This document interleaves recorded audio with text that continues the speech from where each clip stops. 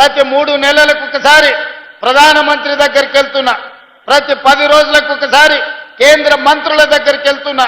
ఢిల్లీ నుంచి రావాల్సిన అనుమతులు, తేవాల్సిన నిధుల కోసం కేంద్ర ప్రభుత్వంలో ఉన్న పెద్దల్ని మేము ఎట్లయితే కలుస్తున్నామో రాష్ట్ర ప్రభుత్వానికి కాంగ్రెస్ పార్టీ మేమందరం బాధ్యత వహిస్తుండొచ్చు.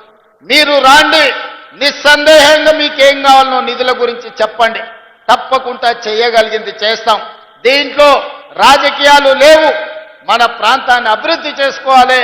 మన మీద విశ్వాసం ఉంచి మనకు ఓట్లేసిన ప్రజలకు మేలు జరగాలి అనంటే ఎమ్మెల్యేలు, ఎంపీలు ఆ ప్రాంతానికి సంబంధించిన సమస్యల్ని ప్రభుత్వం దృష్టికి తీసుకురావాలి.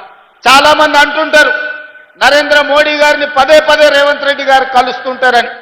నరేంద్ర మోడీ గారు నాకు బంధువేం కాదు, నరేంద్ర మోడీ గారితో ఇంకా నాకు చుట్టరికమేం లేదు.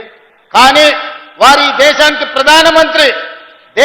ప్రధానమంత్రి అనుమతిస్తేనే ఎయిర్పోర్ట్ వస్తుంది, పెద్ద పెద్ద పరిశ్రమలు వస్తాయి, మనకు నిధులు వస్తాయి. ఇవాళ మనం తుమ్మిడేటి దగ్గర ప్రాజెక్టు కట్టాలి అనంటే మహారాష్ట్ర నుంచి కొన్ని అనుమతులు తీసుకోవాలి. మహారాష్ట్రలో భారతీయ జనతా పార్టీ అధికారంలో ఉంది. ఒకవేళ ముఖ్యమంత్రి గారు మనం అడిగితే, ఒకవేళ ఏదైనా ఆలోచన చేస్తే, నరేంద్ర మోడీ గారు ఒక మాట చెప్తే, అమిత్ షా గారు ఒక మాట చెప్తే మన ప్రాంతానికి మేలు జరుగుద్ది.